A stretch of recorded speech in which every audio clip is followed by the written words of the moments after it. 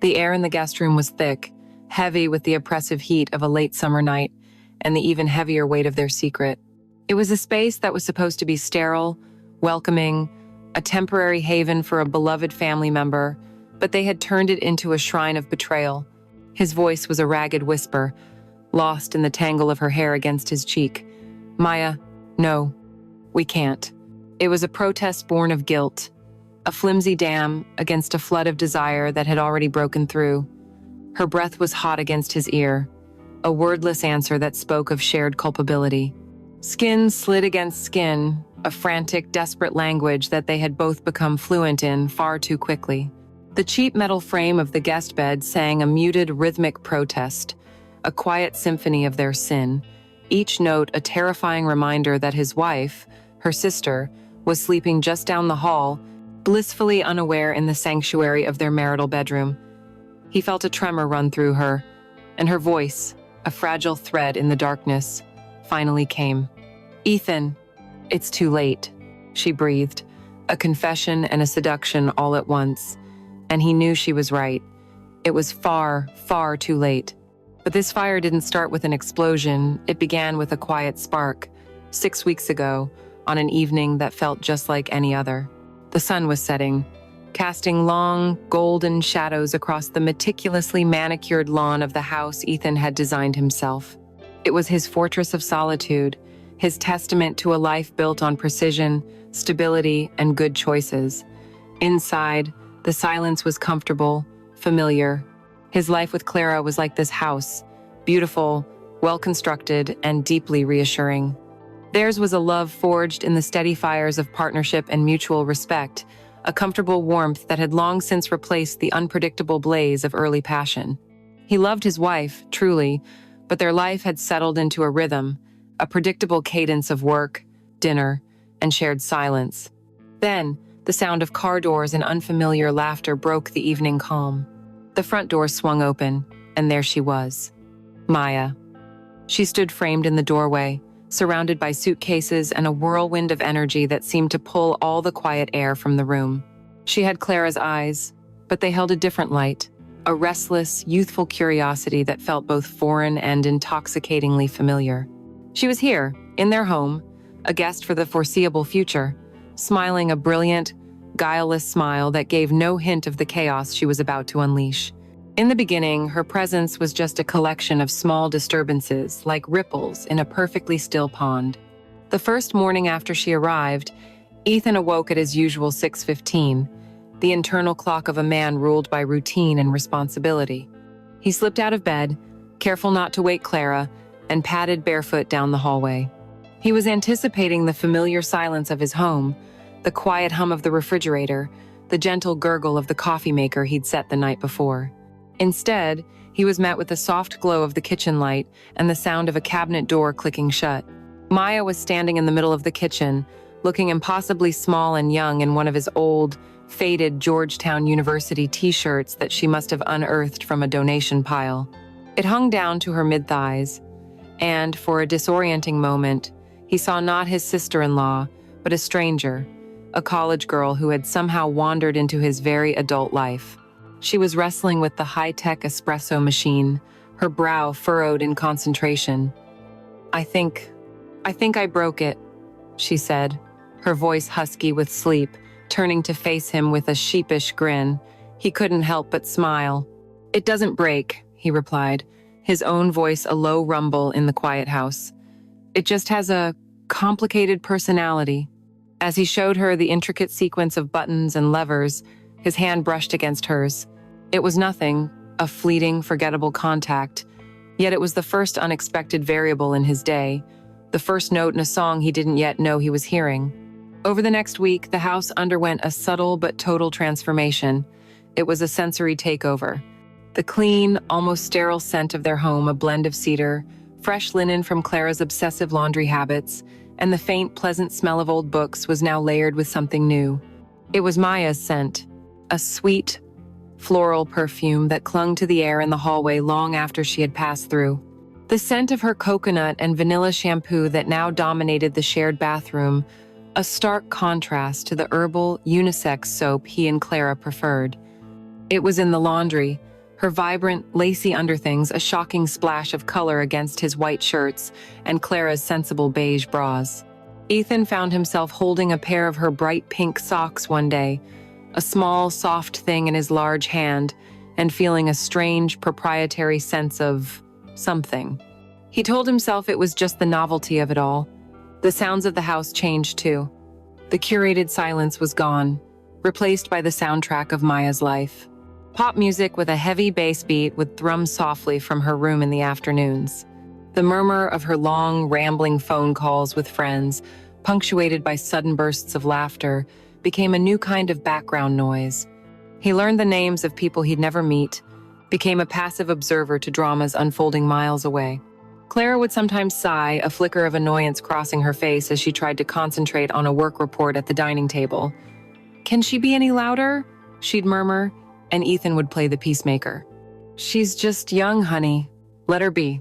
He was defending her, he realized, positioning himself as the calm, understanding mediator between the two sisters, the two worlds.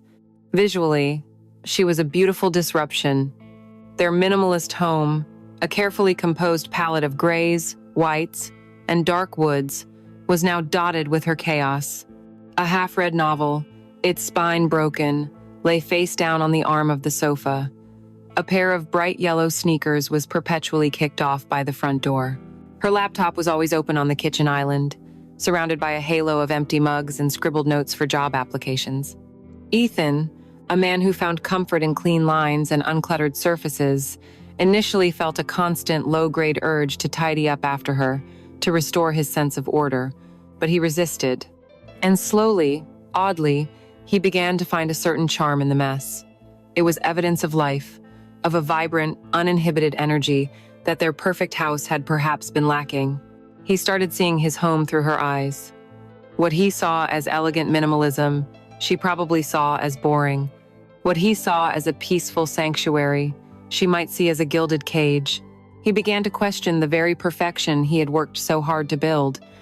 During these early days, his perception of her remained firmly in the little sister category. He was protective. He'd watch her navigate the city's complicated public transport system on an app, and he'd offer to drive her instead. He'd review her resume, offering crisp, professional advice that made her roll her eyes. "You sound just like Clara," she'd say, but she'd make the changes anyway. These interactions solidified his role as the responsible adult, the safe harbor in her new, uncertain life. It was a comfortable role, one that allowed him to observe her without suspicion, to be close to her without crossing any lines. He didn't recognize the danger, because the danger was cloaked in the guise of kindness. He didn't see it as attraction.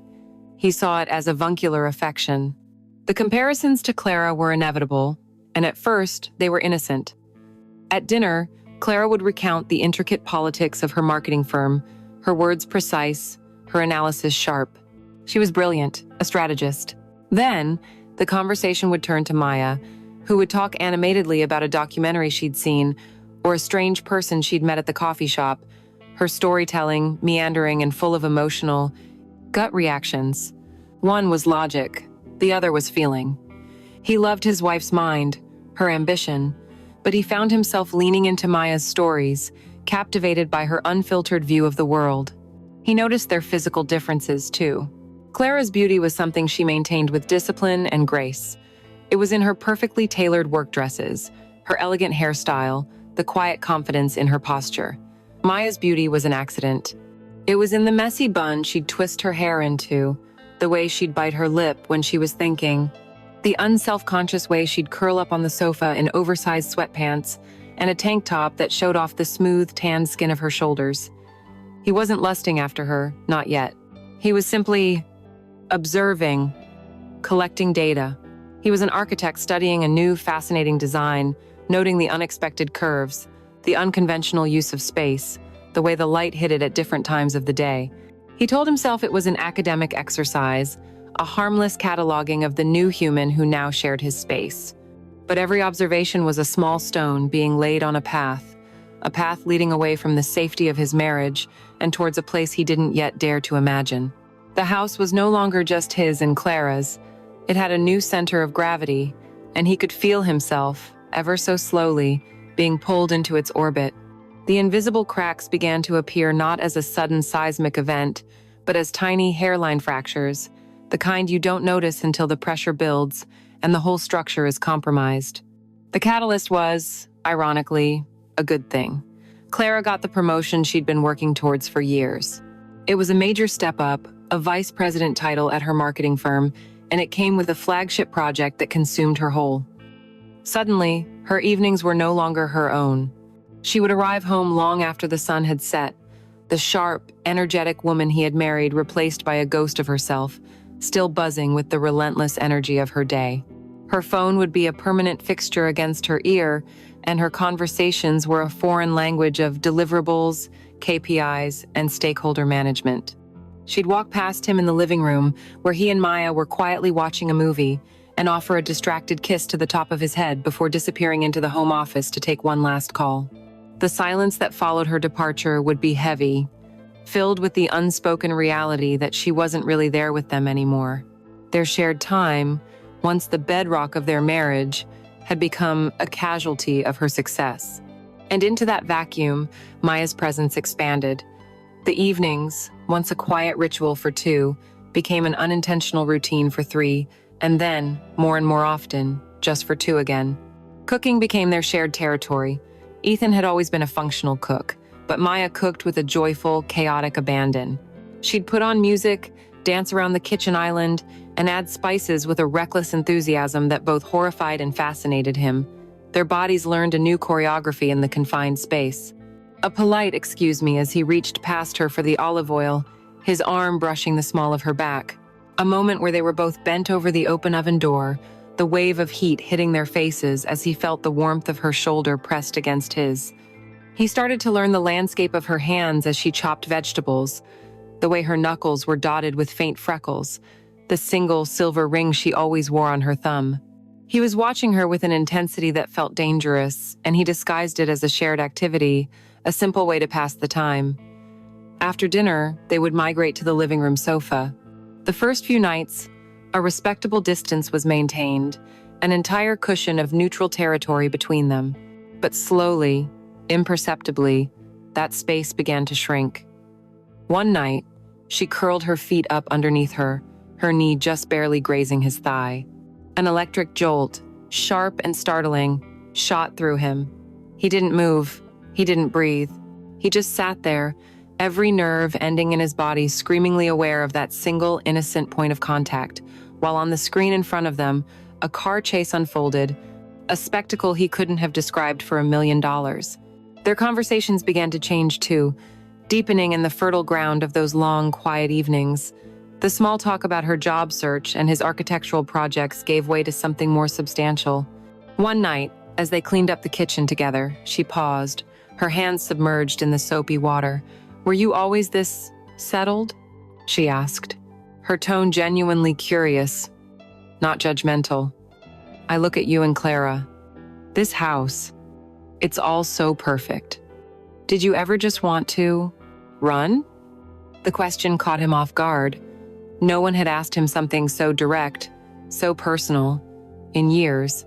He found himself telling her about the year he spent backpacking through Southeast Asia after college, a version of himself that even Clara barely knew. He spoke of sleeping on beaches, of feeling lost and gloriously free. As he spoke, he saw a light of understanding in her eyes, a look of recognition that he hadn't realized he'd been missing. He felt seen. In turn, he started to see her not just as Clara's carefree younger sister, but as a young woman grappling with her own fears, her own daunting future. She wasn't a child. She was a person with layers and complexities that he was becoming increasingly fascinated by. This emotional intimacy felt far more treacherous than the burgeoning physical awareness. It was a betrayal of a different kind, a sharing of a part of his soul that should have been reserved for his wife. And then his awareness of her body became a constant, humming frequency beneath the surface of his thoughts. It was no longer an academic cataloging of a new presence in his home. It was a visceral, undeniable attraction. One Saturday morning, he came downstairs to find her at the kitchen counter, backlit by the morning sunday. She was wearing one of his old, worn soft undershirts and a pair of tiny blue sleep shorts that did little to hide the length and shape of her legs. His undershirt, a simple white piece of cotton, was transformed on her. It draped over the curve of her breasts and clung to the slight swell of her hips, and the sight of it, of his clothing on her body, sent a possessive, primal shock through his system. He had to grip the counter, his knuckles white, and pretend to be intensely interested in the newspaper. He could feel her gaze on him, and when he finally looked up, she gave him a lazy, knowing smile. "It's comfy," she said, stretching like a cat, the white cotton pulling taut across her chest. The innocence was gone. They both knew he was looking, and she, in that moment, seemed to be giving him permission to look. That weekend, Clara was buried in work, locked away in her office. The house was hot, and Maya spent the afternoon in a sports bra and leggings, her midriff bare, her body lean and strong. He tried to read a book on the patio, but his eyes kept being drawn to her form through the glass door. He was tracing the line of her spine, the gentle curve of her waist, the taut muscles in her legs. This was not the affection of a brother-in-law. This was the raw, unvarnished desire of a man. And with that desire came a wave of self-loathing so intense it made him feel sick. He was betraying Clara in his mind, in his own home, with her own sister. The invisible cracks were suddenly gaping chasms, and he was standing on the edge, looking down into a darkness of his own making, terrified and thrilled all at once. The boundary between them, once a clearly defined line drawn by family and convention, began to dissolve on the night of the storm. It started with a phone call. Ethan was in the kitchen, watching Maya struggle to open a stubborn jar of olives, a small, domestic scene of utter normalcy. Then his phone buzzed, and Clara's face appeared on the screen. "Bad news, honey," she said, her voice tinny and distant, fighting against a backdrop of airport noise. "There's a massive storm cell over the whole eastern seaboard. Everything's grounded. I'm stuck here for the night." The words hung in the air after he hung up. Stuck. For the night. He relayed the message to Maya, his voice carefully neutral. The house, which a moment before had felt comfortably full, suddenly seemed cavernous, the empty spaces charged with a new significance. It would be the first time they were truly alone overnight. Outside, as if on cue, the sky opened up, rain began to lash against the windows, and a low, distant rumble of thunder echoed the sudden turmoil in his chest. "Well," Maya said, finally twisting the lid off the jar with a triumphant pop, "looks like it's just you and me." A few hours later, the storm was a living entity, a wild beast throwing itself against the house. The power flickered once, twice, then held steady, but the world outside their windows had been reduced to a churning, watery darkness. The pretense of a normal evening eating dinner, cleaning up, was finished. They were now just two people, isolated in a bubble of warm light, adrift in the storm.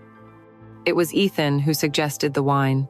"I think this weather calls for a good red," he said, the words an attempt to fill the unnerving silence. It felt like a deliberate act, a conscious decision to alter the chemistry of the evening. As he poured two glasses, the deep ruby liquid catching the light, he felt as if he were pouring a potion, a truth serum. They settled on opposite ends of the large sofa, the wine glasses cool in their hands, the storm a constant percussive soundtrack, and then she asked the question, "Are you happy, Ethan?" It wasn't accusatory or flirtatious. It was a simple, devastatingly direct inquiry, spoken with a quiet sincerity that disarmed him completely. It had been years since anyone had asked him that, years since he'd even truly asked himself. Yes, of course," he stammered, the lie tasting like ash in his mouth. "I have a great life, a great wife." She looked down into her wine, swirling it gently. "That's not what I asked." The silence that followed was more intimate than any touch, and in that silence, she began to speak. She told him about her ex-boyfriend, a story he'd only heard the sanitized, family-friendly version of. Now, she gave him the truth. The gut-wrenching details of the betrayal, the crushing weight of feeling like she wasn't enough, her youthful bravado, the armor she wore so well, dissolved before his eyes. She looked small, curled up on the edge of the sofa, her voice barely a whisper above the sound of the rain. For the first time, he saw the deep well of insecurity she hid beneath her vibrant energy.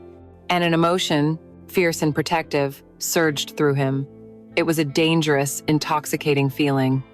He wasn't just Clara's husband, the responsible brother-in-law. He was Ethan, the confidant, the only one she was trusting with her pain. He found himself reciprocating, sharing a small piece of his own vulnerability, telling her about an architectural competition he had lost years ago, a dream he had poured his soul into only to see it crushed. It was a story he had never told Clara in such detail, dismissing it as a simple career setback. But with Maya, he admitted the depth of the wound, the lingering sting of failure. They were no longer brother-in-law and sister-in-law. They were two people, trading fragments of their broken pieces in the storm-lit darkness. The wine, the confessions, the cocooning sound of the rain, it all worked to pull them closer. He watched the way the dim lamplight caught the stray strands of her hair, the subtle tremor of her lower lip as she spoke of her heartbreak.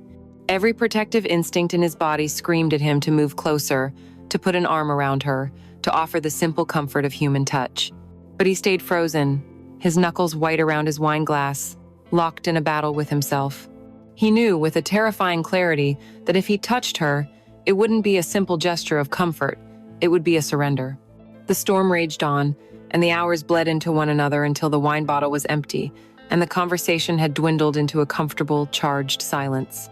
Finally, she stretched, her body unfolding with a weary grace. "I should probably go to bed," she said, her voice soft. She stood up, a little unsteadily, a combination of the wine and emotional exhaustion, and then it happened. Her foot caught on the edge of the Persian rug, a small, clumsy misstep. She lurched forward with a startled gasp, and without a single thought, he was on his feet, his body reacting on pure instinct. He caught her. One moment she was falling, the next she was flush against him, his hands clamped firmly on her waist to keep her upright. The world seemed to slow down, every detail magnified 1,000 times. The soft, yielding feel of her body against his chest, the faint, sweet smell of her hair, the surprising weight of her in his arms. And his hands on her waist, his thumbs pressing into the warm skin just above her hips where her shirt had ridden up. It was the most intimate touch of his life. He should have let go. A normal person would have steadied her, taken a step back, made a lighthearted joke, but he couldn't move. His hands remained exactly where they were, burning impressions into her skin.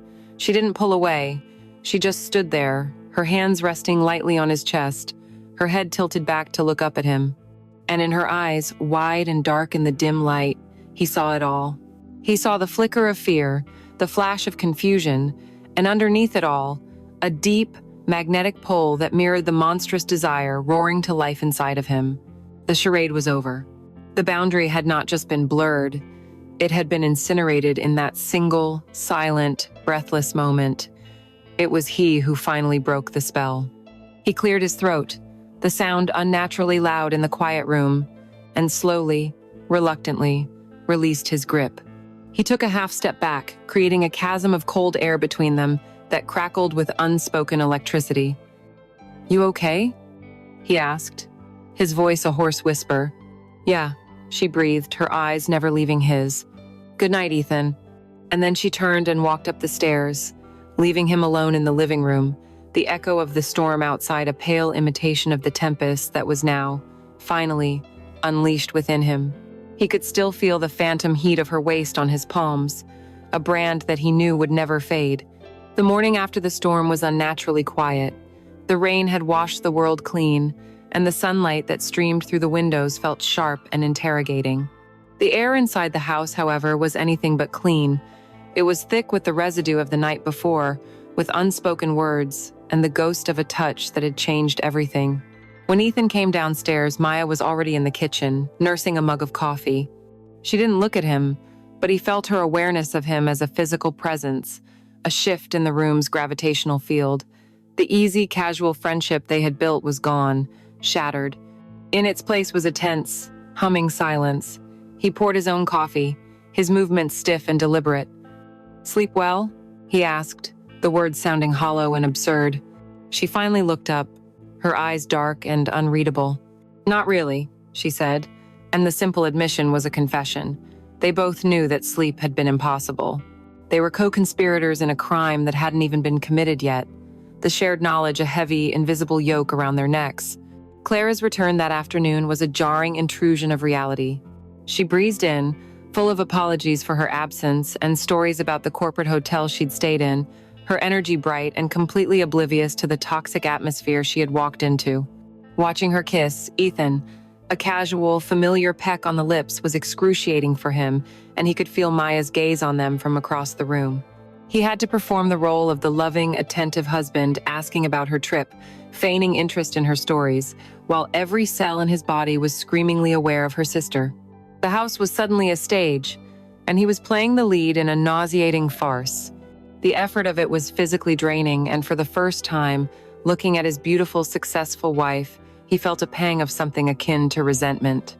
It was unfair, irrational, but he couldn't help it. Her absence, her ambition, had created the space for this poisonous weed to grow, and now her presence was a constant, painful reminder of his impending betrayal. In the days that followed, Ethan fell into a state of obsessive torment. His world, once broad and defined by architectural plans and marital routines, shrank to the size of Maya. He became a connoisseur of the small, insignificant details that comprised her existence, each one a fresh drop of fuel on the fire of his infatuation. He became obsessed with her hair. He'd find a single, long strand of it on a pillow on the sofa and would stare at it, marveling at its deep brown color, almost black in some light. He would imagine the feel of it, silky and cool, running through his fingers. He became obsessed with her mouth. He would watch, mesmerized, as she applied lip balm, her lips parting slightly. He studied the precise curve of her Cupid's bow, the way her lower lip was just a little fuller than the top one.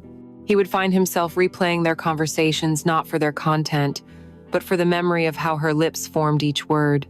He noticed things that no brother-in-law should ever notice. The faint constellation of freckles across her shoulders, the delicate hollow space at the base of her throat, the way her ankle bones were so sharply defined.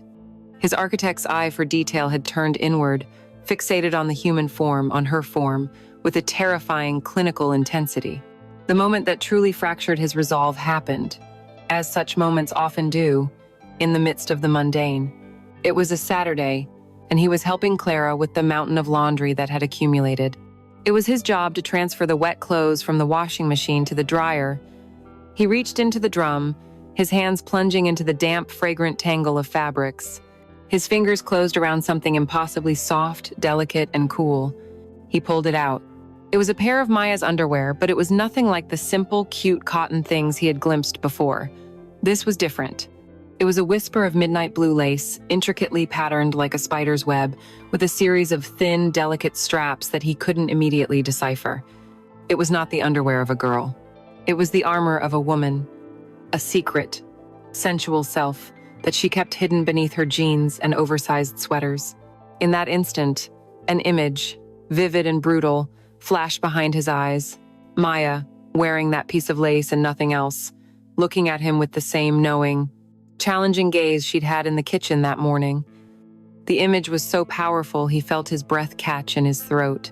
He looked at the rest of the laundry in the basket, his own boxers, Clara's sensible, comfortable cotton briefs, and the contrast was staggering. Clara was his home, his comfort, his reality. But this piece of lace, this tiny scrap of midnight blue, represented a different world entirely, a world of risk, of secrets, of pure, unadulterated desire. He quickly buried it back in the pile of wet clothes, his heart hammering against his ribs, his hand feeling as if it had been burned. After that, every interaction was laced with a thick, unbearable subtext. The air between them was so charged he felt he could taste the electricity on his tongue. They spoke in a new language, one of double meanings and loaded glances. One afternoon, she was trying to reach a jar of honey from the top shelf of the pantry. "Ethan, can you give me a hand? I'm too short." He came and stood behind her, his body intentionally close, the heat of her back radiating through his shirt. As he reached up, his arm brushed against the side of her breast. Neither of them flinched. It was a deliberate, calculated accident. "This, what you were looking for?"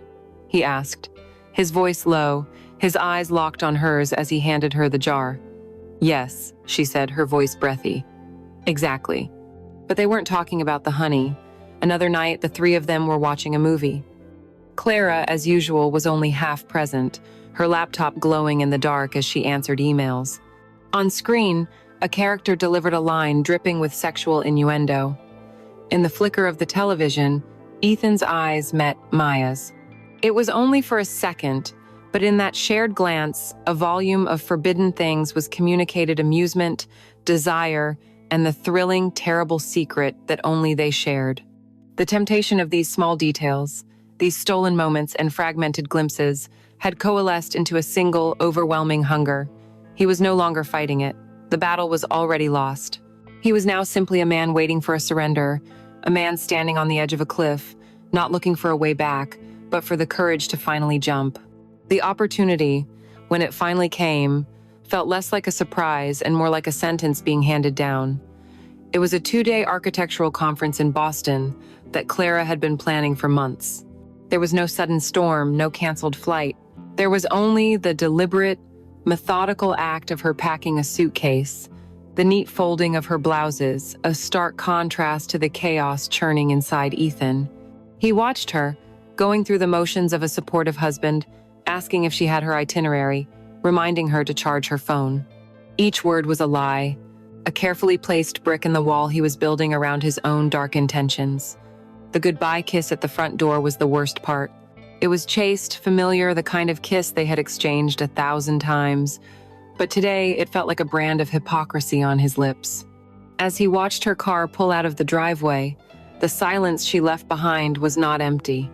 It was a living thing, a pulsating, predatory vacuum, thick with anticipation. He closed the door and turned, and Maya was standing at the top of the stairs watching him. She didn't say a word, but her eyes held a question, and he knew his own face held the answer. The final barrier was gone. They spent the next few hours in a strange, agonizing dance of avoidance. They ordered pizza, something they never did when Clara was home.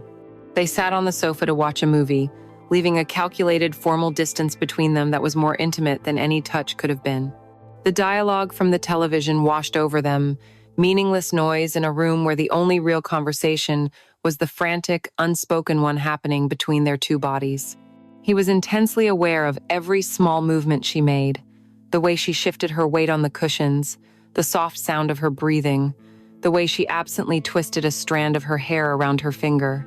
He felt like a predator, every sense honed and focused on his prey. Yet he also felt like the one being hunted, stalked by a desire so powerful it had stripped him of his own will.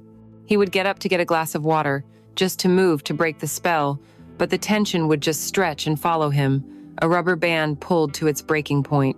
The break, when it came, was not a snap, but a quiet, mutual surrender. The movie ended. The credits rolled in silence.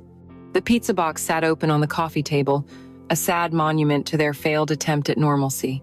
She stood up to take the box to the kitchen, and he stood up at the same moment, their shared intention to clean, to do something, a flimsy excuse. They met in the narrow space between the sofa and the table, and there was nowhere left to run. They were face to face, less than a foot apart, trapped in the magnetic field that had been building for weeks. He saw her swallow, a small, nervous movement in her throat. Her eyes, which had been avoiding his all night, finally met his gaze, and what he saw there, a terrifying cocktail of fear and longing, was the only permission he needed. He didn't lean in for a gentle, tentative kiss.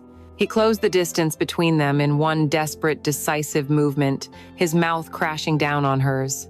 It was a kiss of pure, unadulterated hunger. It was messy and desperate and filled with the rage of his own self-denial.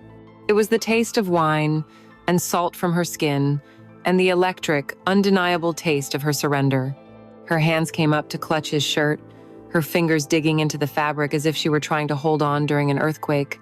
The slow, agonizing buildup of the past weeks had given way to a frantic, mindless urgency.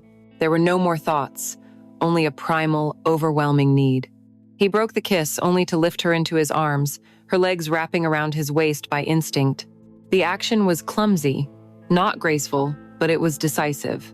He carried her up the stairs, stumbling once, his shoulder banging against the wall, but he didn't stop. Each step up was a step further away from his old life, a step deeper into a new and terrifying territory. He carried her into her room, not his and Clara's, but hers, a space that smelled of her perfume and was littered with her books and her clothes.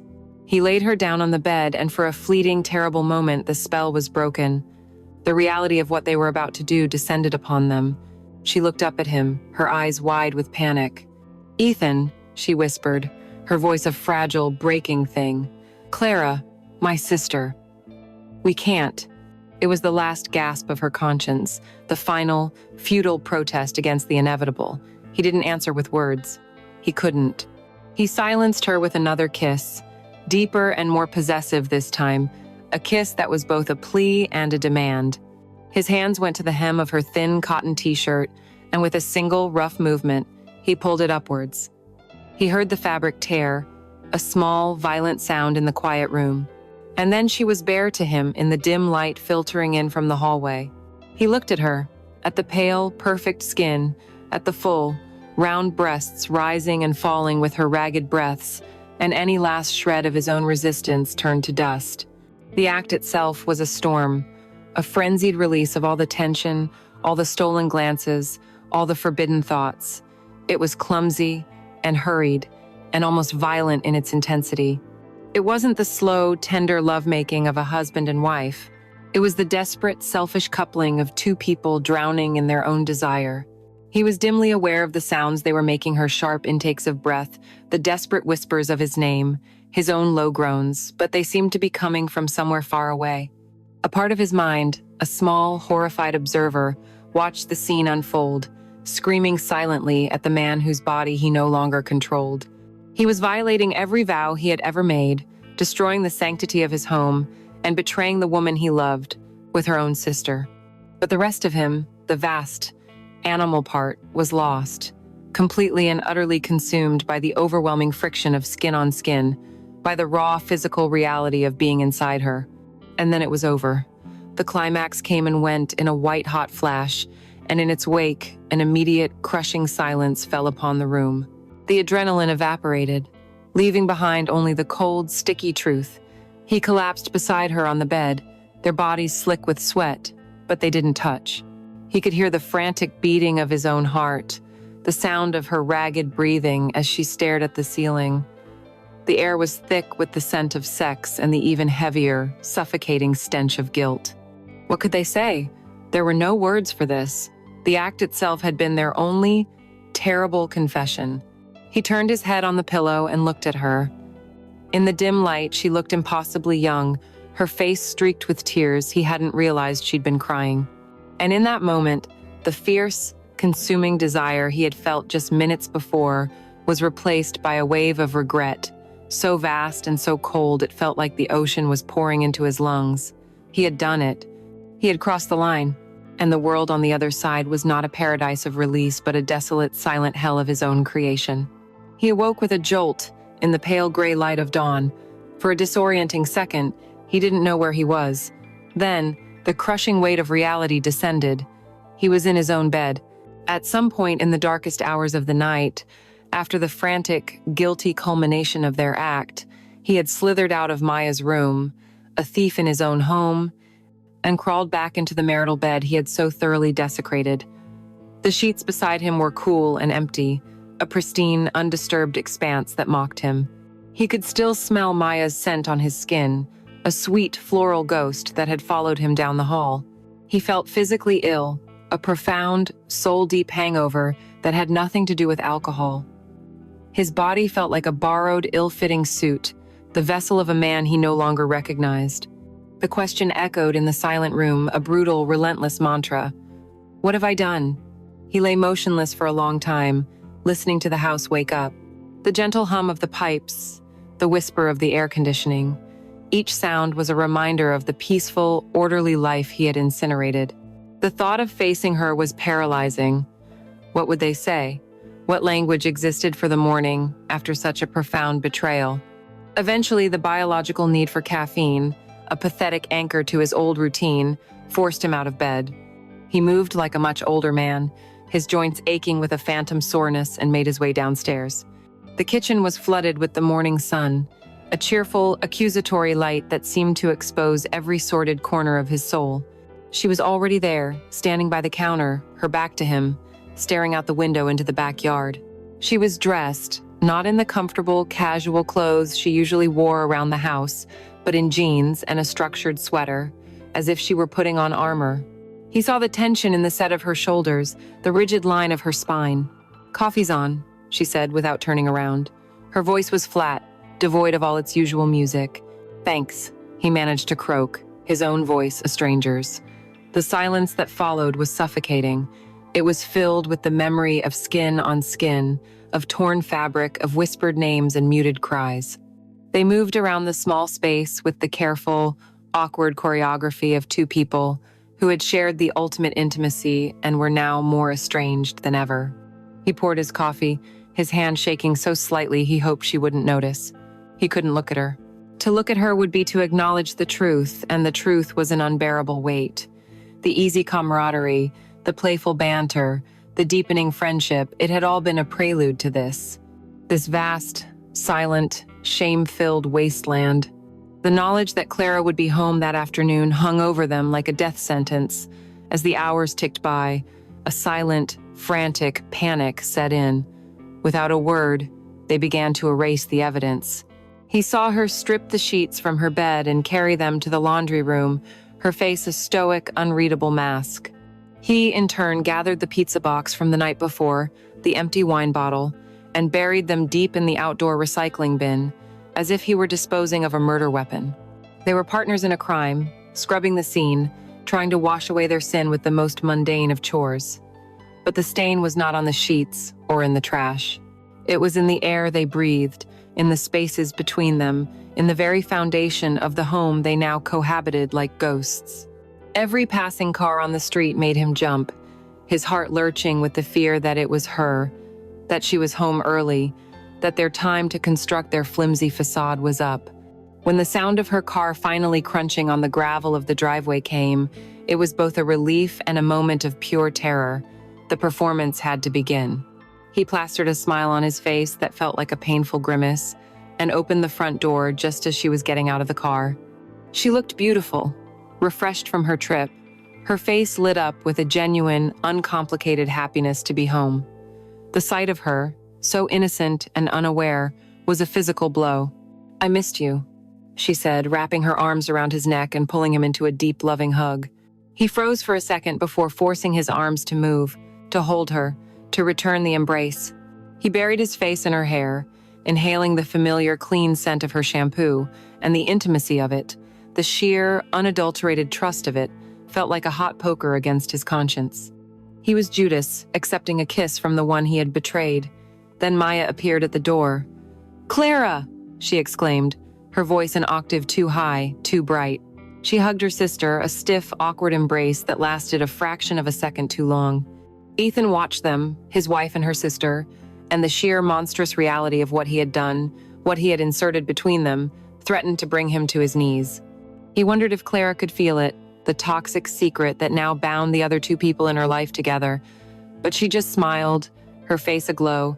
"God, it's good to be home. Tell me everything. Was it terribly boring without me?" That night's dinner was the most excruciating meal of Ethan's life. It was a masterclass in deception, a surreal parody of domestic bliss. Clara, oblivious, dominated the conversation, recounting every detail of her conference with an infectious enthusiasm. Ethan and Maya sat opposite each other, two statues at a feast, offering up carefully worded questions and non-committal murmurs, their eyes fixed firmly on their plates. He was hyper-aware of every move Maya made. He saw her hand tremble as she reached for her water glass. He heard the slight tremor in her voice when Clara asked her a direct question about her job search. He was trapped in a state of high-alert paranoia, convinced that Clara must see it, that their guilt was a foul odor emanating from their skin. He could barely taste his food. Each bite was chalk in his mouth. He was watching his wife, the woman he had vowed to protect and cherish, and all he could see was her trusting face, her beautiful smile, and all he could feel was the acid of his own deceit churning in his stomach. Later, in the darkness of their bedroom, he lay beside Clara as she slept. Her breathing was deep and even, the peaceful rhythm of a person with a clear conscience. For him, sleep was an impossible dream. He was drowning, suffocating in a sea of guilt. He was a monster, a cliché, a man who had wrecked his life for the most sordid and selfish of reasons. The shame was a physical weight, pressing down on his chest, making it hard to breathe. He closed his eyes, desperate for oblivion, but all he could see were flashes of the night before, and then something else pushed its way through the suffocating layers of regret. It was an insidious, unwelcome whisper, a memory, not of the shame, but of the release. The memory of her skin beneath his hands, the sound of her breath catching in her throat, the raw, undeniable power of the physical act. The thought was a violation in itself, a second betrayal happening right there, in his marital bed, next to his sleeping wife. And in that horrifying moment of self-awareness, he understood. The guilt hadn't erased the desire. It had only made it darker, more complex. This wasn't the end of a terrible mistake. It was the beginning of an addiction. The seed of his destruction had been planted, and in the cold, dark dawn of his regret, he could feel it beginning to grow. The days that followed were a masterclass in silent warfare. The house, once a sanctuary, became a tightly wound, three-person stage play where everyone was miscast. Ethan and Maya engaged in an exhausting ballet of avoidance, their movements so carefully choreographed it was almost an art form. He would leave for work before she woke up and return long after she had ostensibly gone to bed. She would spend her days at the library or in coffee shops, a frantic, fruitless job search that was really just a flight from the suffocating atmosphere of the home. When they were forced to be in the same room, under Clara's watchful and unsuspecting eye, they treated each other with a chilling, formal politeness. "Could you pass the salt, please?" "Thank you." They were strangers, performing a stilted imitation of civility, and the politeness was 1,000 times more intimate and damning than any argument could have been. The silence between them wasn't empty. It was a screaming void, filled with the memory of their shared sin. It was the loudest thing in the house. Clara, wrapped in the blissful cocoon of her own busy life, eventually noticed the chill. One evening, as she and Ethan were getting ready for bed, she paused, her hairbrush hovering in midair. "Is everything all right with Maya?" she asked, her brow furrowed with genuine concern. "She seems off, so quiet. I feel like she's barely here." The question, so innocent, was a dagger in Ethan's gut. He had to turn away, pretending to look for something in his drawer, to hide the flash of panic in his eyes. "I think she's just stressed about the job hunt," he said, the lie sliding off his tongue with a practiced ease that horrified him. "It's tough out there. She probably feels like a burden." He was becoming a masterful liar, a skillful architect of deceit, and each lie he constructed to protect the secret only cemented its power over him. Clara accepted his explanation, her concern assuaged, and the conversation moved on. But Ethan was left with the cold, hard knowledge that their performance was already showing cracks. The breaking point of their silent war came late one night, about a week after Clara's return. She had fallen asleep early, exhausted from a long day. Ethan, unable to rest, went downstairs for a glass of scotch, a habit he was developing with alarming speed. He found Maya in the kitchen, sitting at the island in the dark, bathed in the cold, sterile light of the open refrigerator. He stopped in the doorway, his heart seizing in his chest. She didn't seem surprised to see him. She just looked at him, and for the first time since that night, their eyes met and held. There was no anger, no accusation. There was only a shared, bottomless misery. It was all there in that one look. The guilt, the shame, the longing, and the suffocating loneliness of their secret. The dam of their avoidance finally broke. "I can't do this anymore, Ethan," she whispered, her voice a raw, broken sound in the stillness. "This pretending, this silence, it's killing me." He didn't answer. He just walked to the island, poured his drink, and sat on the stool opposite her. He knew what she meant. The silence was a poison, but speaking felt just as dangerous. The next day, the true addiction began, not with a touch, but with a vibration.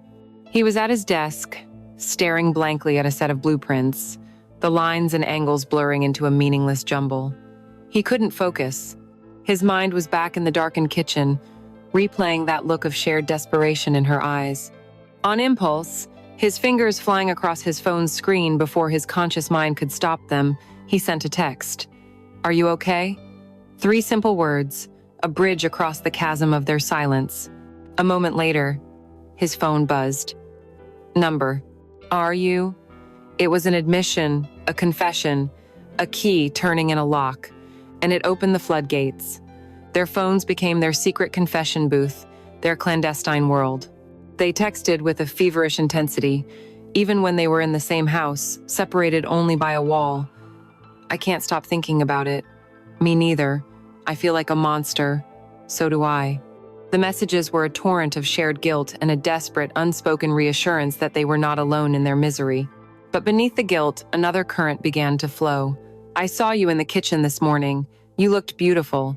The messages started to change, twisting from confession to a new form of seduction.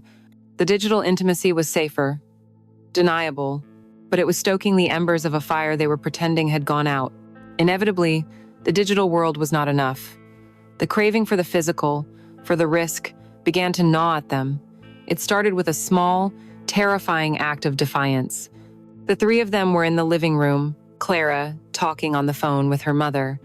Ethan stood up to get a book from the shelf, and on his way back to the chair, he walked behind the sofa where Maya was sitting. As he passed, he let his hand trail, ever so lightly, across the back of her neck, his fingers brushing against her skin and the fine hairs there. It was a touch that lasted no more than a second, a secret message delivered in plain sight. He saw her flinch, a sharp intake of breath, but she didn't move. When he sat down, his heart was pounding with a thrilling, nauseating cocktail of adrenaline and fear. He had done it right in front of his wife, and he had gotten away with it. This was the true nature of the addiction.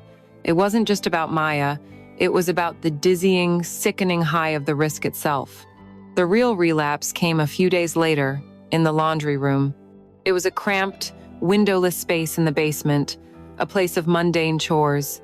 He heard the dryer buzz and knew she would be going down to get her clothes. He waited a minute, then followed, his heart hammering against his ribs. He found her there, folding a t-shirt, her back to him. He closed the door, the click of the latch unnaturally loud in the small space. She spun around, her eyes wide with panic. "Ethan, what are you doing? Clara's just upstairs." "I know," he said, his voice husky. And then he was closing the distance between them, backing her up against the warm, vibrating machine.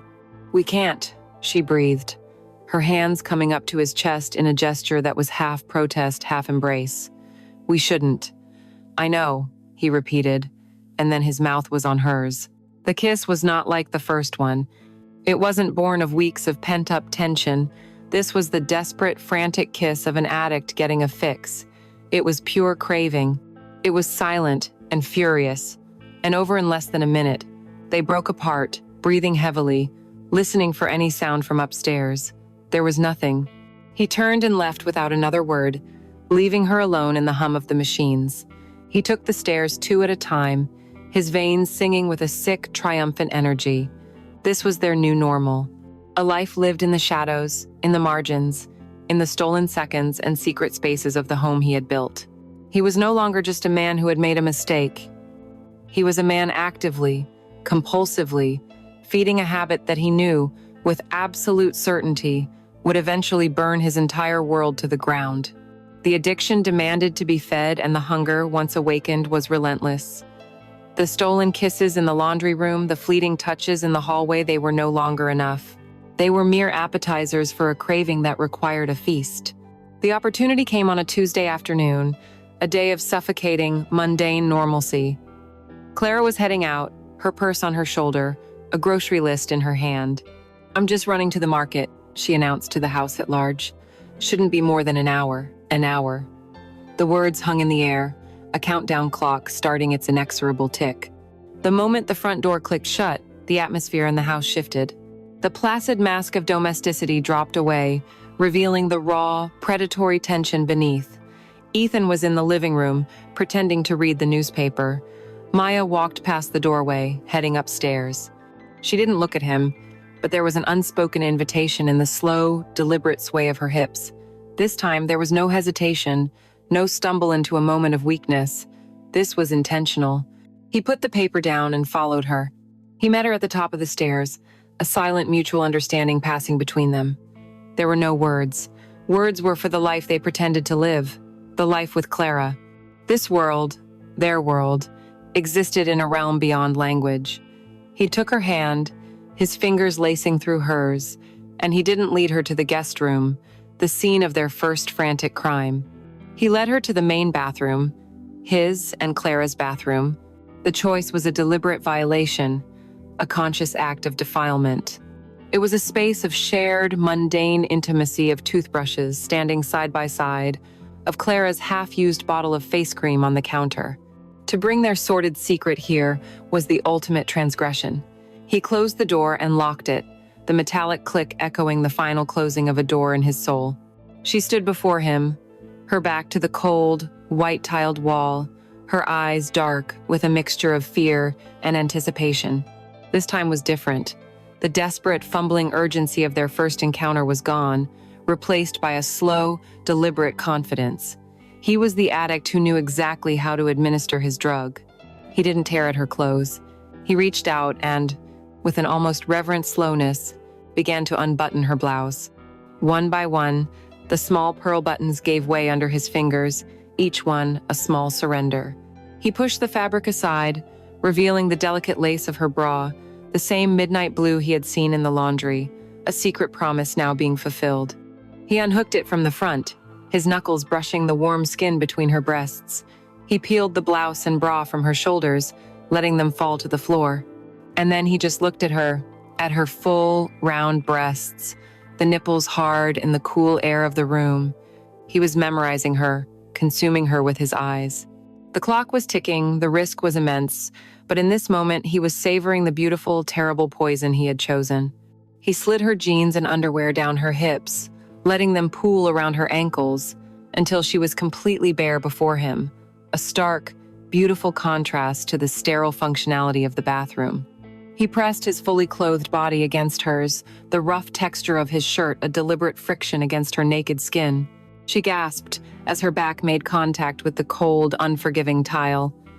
"Ethan," she breathed, her voice a desperate whisper. "The windows. What if someone sees? What if she comes home early?" The fear in her voice was the most potent aphrodisiac he had ever known. "She won't," he murmured against her neck, his lips tracing a path to her ear. But they both knew he was lying.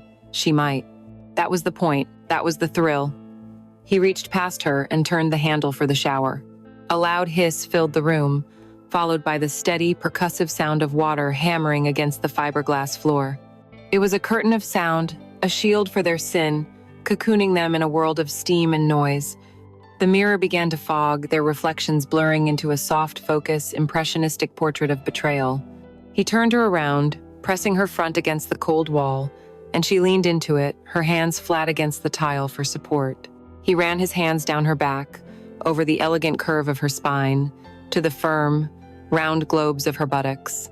He squeezed them, possessed them, his touch leaving red prints on her pale skin. Her head fell back against his shoulder, her breath coming in ragged gasps that were almost lost in the sound of the shower. "Oh God, Ethan." It was a prayer, a plea, a curse. The running water, the ticking clock, the constant low-grade terror of discovery, it all coalesced into a uniquely potent form of ecstasy. Their movements were sure and deep and confident. They had learned each other's bodies, and now they played them like familiar instruments, creating a desperate, dissonant music. He watched their distorted reflection in the steamed-up mirror, watched this monstrous version of himself taking his wife's sister against a bathroom wall, and he felt a dizzying, sickening surge of power. Their dialogue was reduced to the essentials. His name, a desperate, repeated cry from her lips. Her name, a low, possessive growl from his. The ever-present fear of the garage door opening served only to heighten the final frantic moments. Every creak of the house's old pipes, every gust of wind outside, was the sound of Clara's car, the sound of their imminent doom.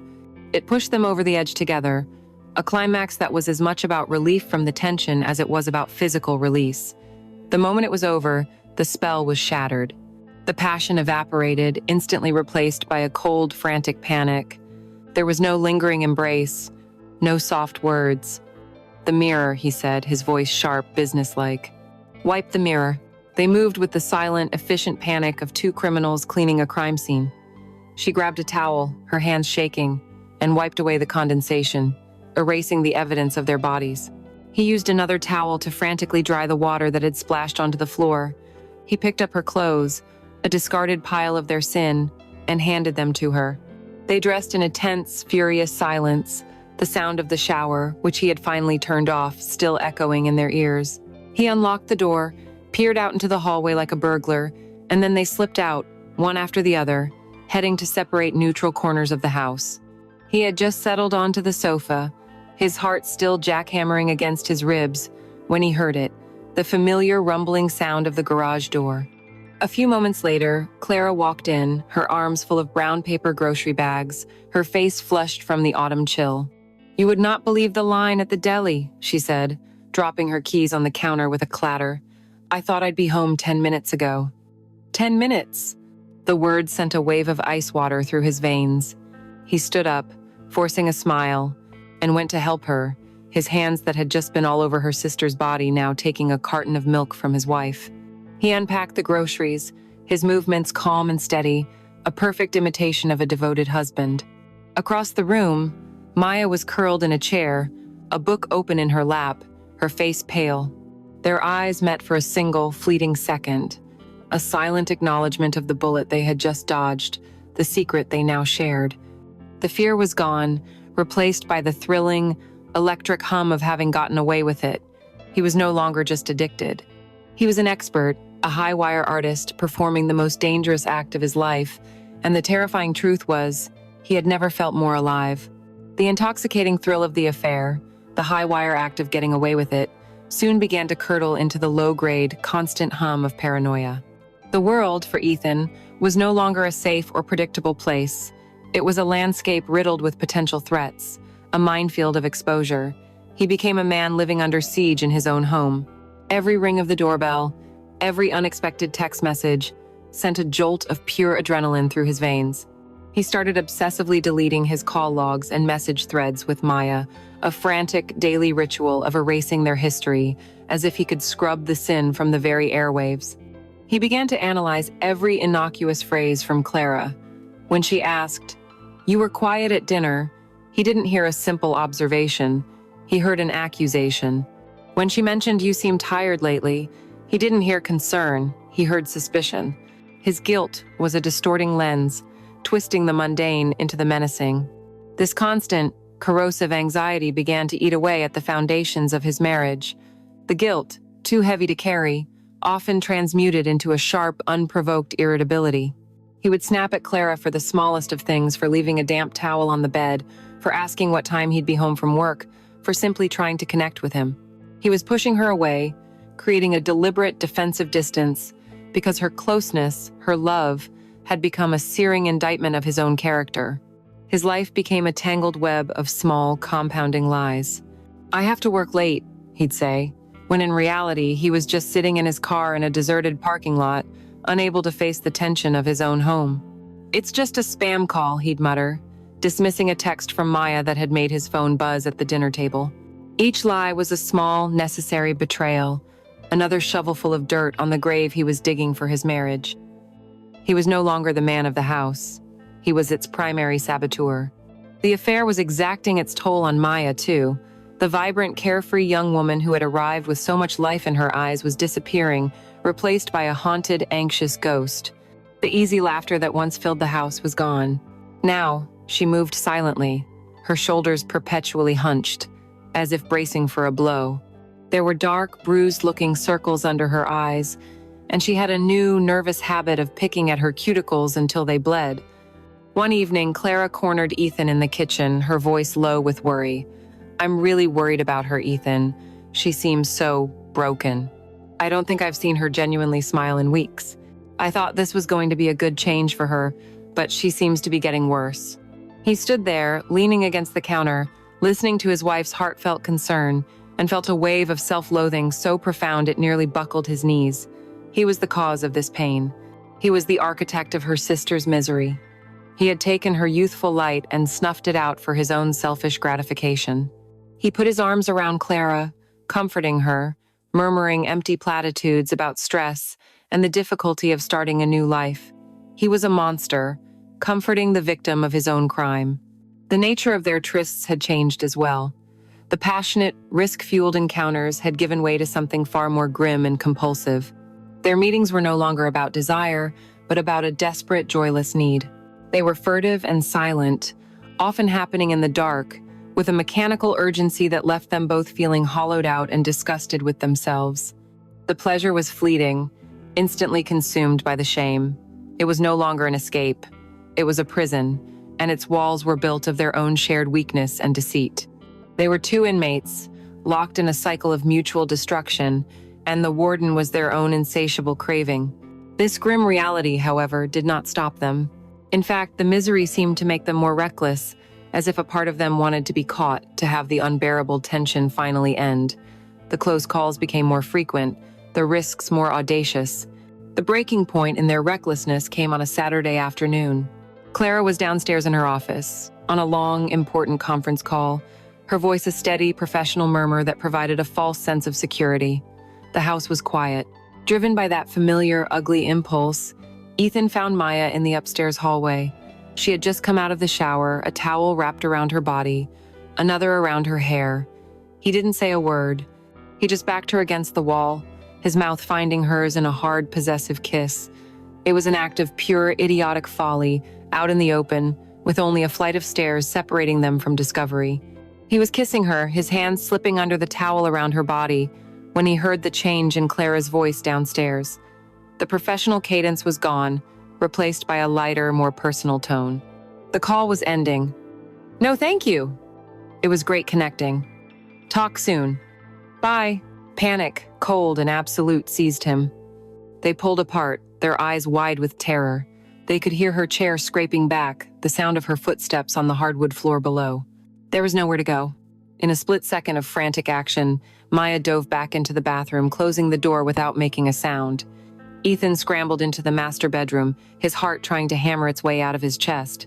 He had just managed to make himself look like he was searching for something in his closet when Clara appeared at the top of the stairs. She stopped, a quizzical look on her face. "What was that noise?" she asked. "I thought I heard something." A thud. Ethan's mind raced, searching for a plausible lie. "Nothing," he said, his voice sounding unnaturally high. "Just me. Dropped my shoe. Startled myself." He forced a laugh that sounded like a strangled cough. Clara didn't seem convinced. Her eyes scanned the hallway, lingering for a moment on the closed bathroom door. A flicker of something crossed her face. It wasn't quite suspicion, but a deep, unsettled confusion. The air was thick with tension. He was sure she could hear his heart pounding, sure she could see the guilt written all over his face. But then, she just shrugged, the moment passing. "Okay, weirdo," she said with a small, tired smile. "I'm going to make some tea. Want some?" She turned and went back downstairs. The immediate danger was over.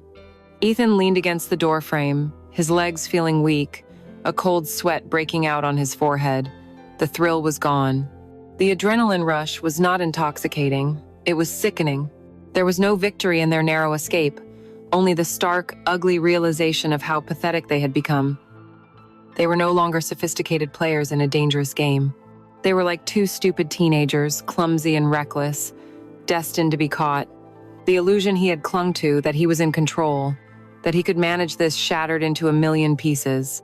He was not in control. He was a passenger on a runaway train, and he could feel the tracks beginning to buckle, could hear the screech of metal on metal. The crash was coming. It was no longer a question of if, but when. The affair had become a sickness, and like any sickness left untreated, it began to breed a reckless, feverish delirium. The fear, which had once been a sharp and necessary boundary, had dulled into a distant, ignorable hum. They had gotten away with it so many times that a fatal sense of invincibility had taken root. They began to believe their secret world was impenetrable. And it was this arrogance, this utter folly, that led them to the breaking point, to the moment where the entire rotten structure of their lives came crashing down. It was a Thursday afternoon. Clara had a yoga class. followed by a planned grocery run. She would be gone, reliably, for at least 2 hours. The house was quiet, bathed in the lazy golden light of late afternoon. It was a perfect picture of domestic peace, a peace they were about to shatter. They were in the living room, on the sofa, the very heart of the home, the piece of furniture where they sat as a family, where Clara would curl up with a book. The choice of location was a testament to their profound, heedless corruption. This was not a furtive, hurried encounter in a locked room. It was languid, almost casual in its depravity. She was curled in his lap, facing him, her legs wrapped around his waist. Her blouse was unbuttoned, hanging open, and his hands were beneath it, mapping the familiar territory of her skin. They were kissing, a slow, deep kiss that spoke of a horrifying comfort, a well-practiced intimacy. They had become so accustomed to their sin that it now wore the guise of domesticity. They were no longer two people committing an act of betrayal. They were simply existing in their new, twisted reality, deaf and blind to the catastrophe that was hurtling towards them. They didn't hear the car pull up. They didn't hear the faint click of a key in the front door. The first sound they heard, the sound that ripped through their bubble of sordid peace, was the sound of Clara's voice, bright and clear from the front hall. "Hello? I'm home. They canceled the class. The instructor is sick." For one single, horrifying second, they were frozen, a grotesque statue of adultery. Then, a primal, animal terror took over. It was a full-system shock, a jolt of pure ice water through the veins. They didn't just separate, they flew apart as if repelled by a powerful magnetic force. What followed was a blur of silent, frantic motion. It was a scene from a nightmare, stripped of sound, amplified by panic. She was scrambling with the buttons of her blouse, her fingers clumsy and useless, trembling too much to align the small holes with the even smaller buttons. He was raking a hand through his own hair, trying to smooth down the wild dishevelment, pulling at his shirt, trying to make it look like he hadn't just been in a passionate embrace. His eyes darted around the room, searching for evidence. A cushion on the floor, a glass of water too close to hers on the end table. Everything looked wrong, everything screamed of their guilt. They threw themselves onto opposite ends of the sofa, a comical distance between them, and grabbed the nearest props. She snatched a magazine from the coffee table and opened it to a random page, her eyes staring blankly at an advertisement for a luxury watch. He grabbed the television remote, his thumb jabbing at the power button, bringing the screen to life with a blast of noise from a daytime game show. And then she was standing in the doorway. She was still in her yoga clothes, her mat tucked under her arm, but the cheerful, easy smile she'd had in her voice was gone. Her face was a study in arrested motion. She had stopped dead, her body perfectly still, but her eyes were moving, taking in the scene with a terrifying analytical speed.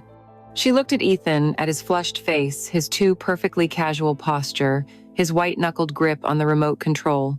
She looked at Maya, at her blouse, which was so obviously and hastily buttoned that the two sides were misaligned, the collar crooked.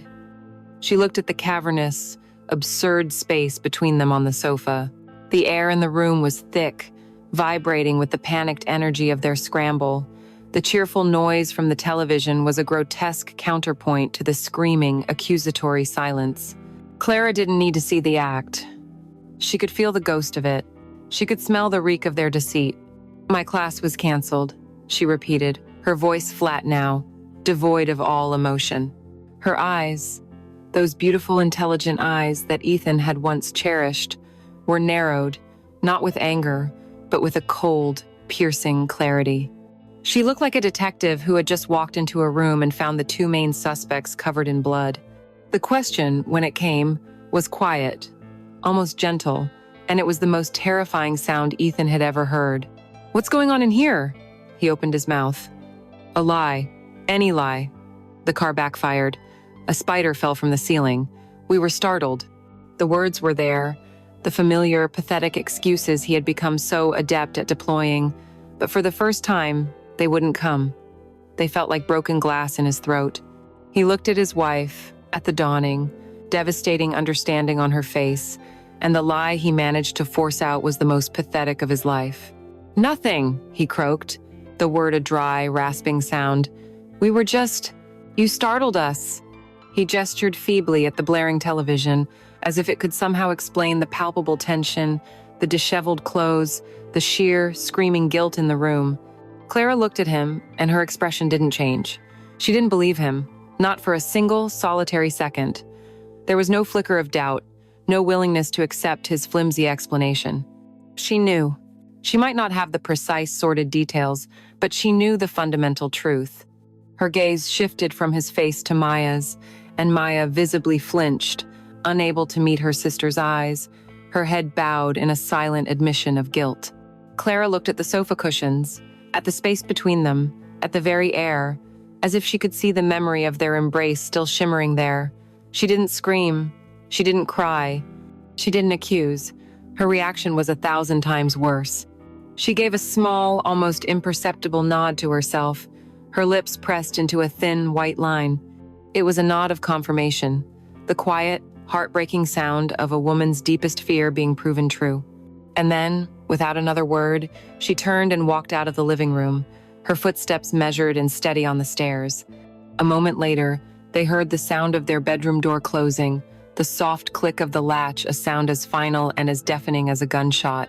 In the living room, Ethan and Maya remained frozen on the sofa, two figures in a tableau of ruin. The idiotic, cheerful music of the game show playing on a soundtrack for the end of their world. The affair was over. The game was lost, and all that was left was the cold, silent, and absolute certainty of the wreckage. The explosion Ethan had always feared never came.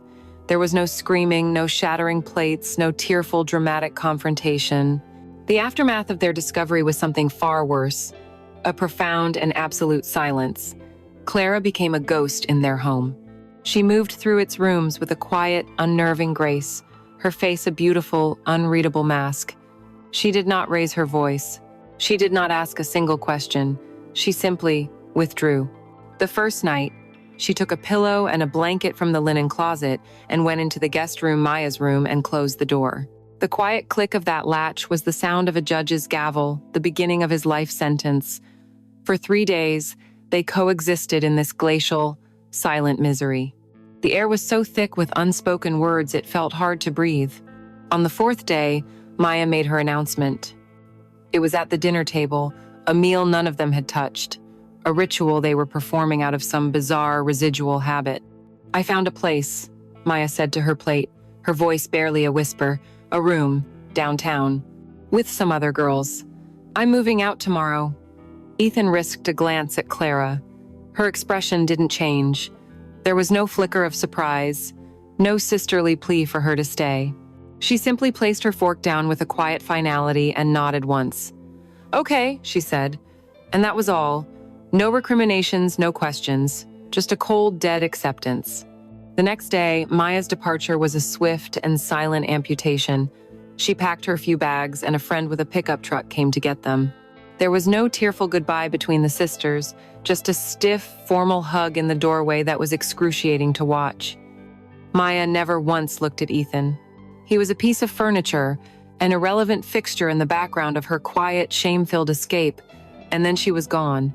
The front door closed, and the silence she left in her wake was 1,000 times heavier, 1,000 times more permanent than the one that had preceded it.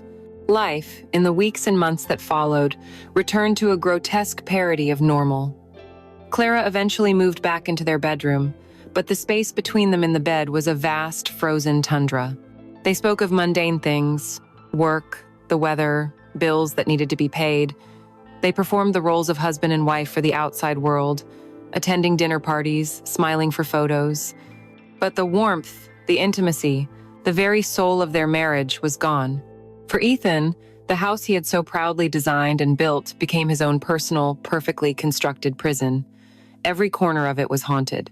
He would look at the living room sofa and see not a place of comfort, but a crime scene. He would walk down the upstairs hallway and feel a phantom chill, the ghost of their reckless, panicked encounters. He found a single, long strand of her brown hair on a sweater in the laundry one day, and the sight of it, the tiny, insignificant proof of her existence, made his stomach clench with a guilt so profound he had to sit down. He was living in a mausoleum of his own mistakes, and the ghost he was trapped with was not Maya, but the man he used to be. His deepest torment was the not knowing. He replayed the moment of discovery 1,000 times in his mind, dissecting every frame. What had Clara seen? What did she truly know? Did she think it was just a moment of inappropriate emotional intimacy, or did she see the whole sordid truth in their disheveled clothes and panicked eyes? Or, the most terrifying possibility of all, did she know everything, and had she consciously chosen this silent, cold punishment as his eternal penance? This uncertainty was a special kind of hell. He was a prisoner who didn't know the nature of his crime in the eyes of his judge, nor the length of his sentence. He wanted to confess, to throw himself at her feet and beg for a judgment, for any kind of resolution, even if it was her leaving him. But he was a coward. He couldn't bear to speak the words, to make the ugliness real, to see the final, flickering light of her love for him be extinguished forever. And so he chose to live in the limbo, a prisoner in a silent, indefinite trial. The story does not end with a resolution because for Ethan there would never be one. It ends months later, perhaps a year, in the dead of a winter night. He is lying awake, as he does most nights, staring into the familiar darkness of his bedroom. Beside him, Clara sleeps, her breathing a slow, steady rhythm in the quiet room. That sound, which had once been the lullaby of his contentment, the auditory proof that all was right and safe in his world, was now a constant, gentle reminder of his betrayal. Each soft exhale seemed to whisper his guilt into the darkness. He looks at her silhouette, the woman he still loves, with a dull, aching, and now entirely unworthy love, and he is overwhelmed by the sheer, crushing weight of what he has lost. He had everything a man could want: a home, a purpose, the love of a good and decent woman, and he had traded it all. Not for some grand, sweeping passion, but for a series of squalid, selfish moments, a cheap, destructive addiction. He hadn't just broken his vows, he had broken the very foundation of his own life. His perfect house, with its clean lines and beautiful views, was no longer a symbol of his success. It was a monument to his failure, a tomb for a life that could have been. And he knew, with a certainty that was as cold and as hard as the winter ground outside, that this was his punishment. Not a dramatic, fiery end, but a life sentence. The quiet, unending damnation of lying awake, night after night, forever, next to the woman whose trust he had destroyed, in the beautiful, empty prison he had built for them both. The story had ended, but his penance was just beginning.